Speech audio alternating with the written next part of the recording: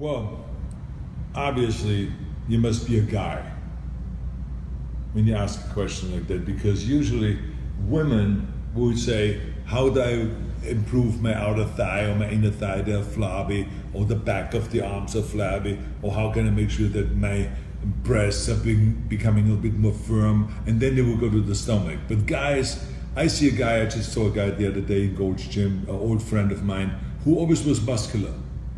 You know something? That now 20 years later, I've seen him for the first time again, he was still muscular. But all of a sudden he had the gut sticking out to here. It literally looked like he was 8 months pregnant. But everything else, the calves, the thighs, the arms and everything when he trained was still muscular. So it was only the stomach, because that's where guys get attacked, is the stomach. So it's the simple rule is, whenever you eat fattening food, so you get older and your metabolism slows down, where does it go first with the guy? It goes to the stomach. But also when you now go on a diet, the first place that it leaves is the stomach.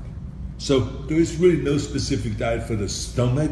It's just in general, you want to lose body fat. Your body fat maybe is at 15%, you want to get it down to 12% or to 10%. And the way you do that is by burning more calories every day than you eat. So what you want to do is let's say to take 2,000, the number 2,000. You want to go and have 2,000 calories that you eat every day, but burn off 2,500 calories a day. And now you have a negative of 500, and every day you will start slowly going down with the body weight and down with the body fat. And the first place where it will go is at the stomach. So you do your stomach exercises at the same time, your crunches. Remember, 200 crunches every day is a must. You shouldn't even start the day without doing 200 crunches when you get out of bed. And then you do some sit-ups and some leg raises, some twists and all those kind of things. Do some bicycling, obviously some cardiovascular work, but also work out with the weights. That is how you get the stomach down. And then of course, don't forget to do the vacuum. Practice the vacuum. So that when I'm gonna stand up right now, you stand like this, and you hold it like that, 15 seconds, 3 times 15 seconds, and now your brain starts remembering, oh, one of the functions I have is pulling the stomach in, not letting it hang out, but pulling it in, controlling it. As much as you practice every day standing across against the wall. That reminds you always, and reminds the back that you got to keep your back straight rather than start slouching down like so many guys do when they get to be like 40, 45, all of a sudden they walk around like that, like beaten dogs. I hate that look. So forget about that. So stand against the wall every day and just practice and keep your head back, your chest out, and stand like this for 5 minutes. It reminds the head, the brain, that it has to keep you straight all day. The same is with the stomach always. It keeps you always pulling in the stomach and remind you not to just let it out and be out of control. Well, the first advice I will give you is not to make the same mistake I made. I went to a weightlifting gym and I asked the guys to train me, and then they trained me for 2 hours, which was way too much. But I think this was their way of kind of like having fun with me. I was 15 years old, and those champions there in this weightlifting club just said, yeah, try to do this exercise, and you got to do this exercise, and you got to do this, and do 5 sets, and do 10 reps, and do 15 reps, and all this. And so then when I was finished, I remember I was driving home with the bicycle. I was riding for around a half an hour, 45 minutes, everything was dandy and fine. But then all of a sudden, I had no more feeling in my hands. Absolutely, the feelings went awry, and it was gone.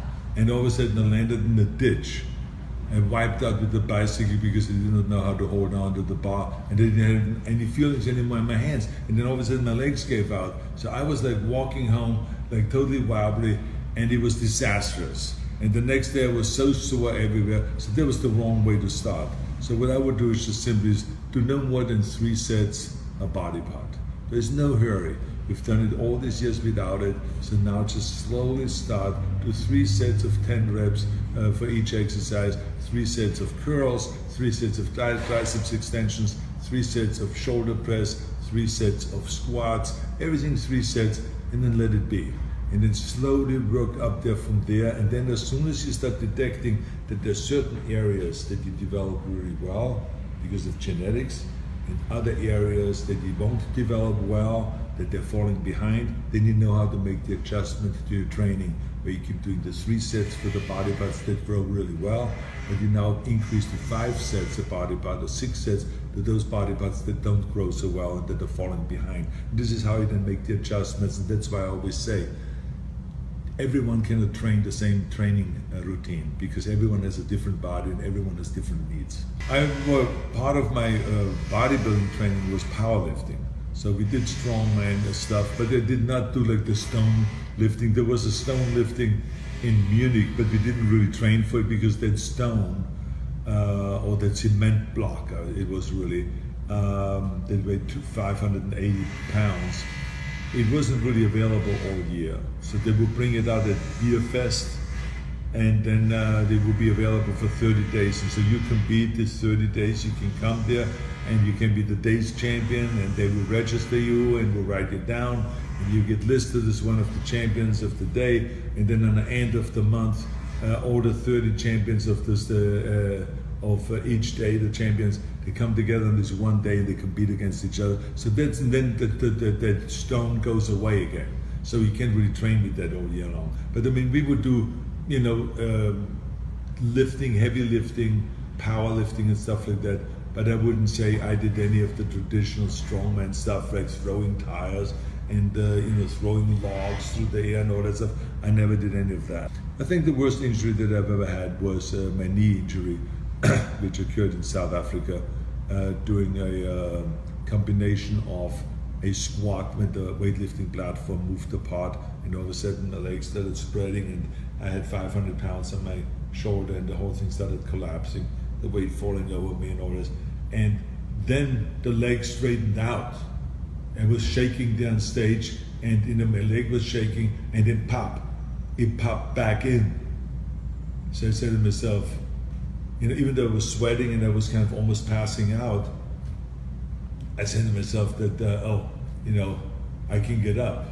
And they helped me up, and I got up, and I said, you know, I can walk, even though very, you know, kind of slow with a limp, but I could walk. So therefore, I can do my posing routine. I just, you know, remember not to be that kind of, to be careful. And then, sure enough, I would do my posing routine, and then the people were screaming, and I started getting carried away because people were screaming and applauding and standing ovation, that I would come back out on the stage after an accident like that. And I totally forgot not to go down to my kneeling shot, where I had one leg spread out like that and one leg bent, and I'm doing my double bicep pose. And I went down like that, and then the knee went pop back out again. And then I fell over, and I was like in pain again, and I was shaking, and then it popped loud again and all that stuff. I mean, people heard it all the way to the back row. It was like wild. And so then I had to come back, and I had to get knee surgery. And then the doctor said, you know, I had the cartilage surgery, meniscus, the kneecap was moved to the side, the tendon was torn, and blah, blah, blah. I mean, everything was wrong with the knee. But I had a good doctor by the name of Dr. Carter, from Curlin and Job, from their office here, and I had good physical therapy afterwards, and within 4 months I could start squatting again and prepare myself for the 1973 Mr. Olympia competition, and my thighs were actually the best in 1973 because I really paid close attention to it and made this kind of like the priority principle.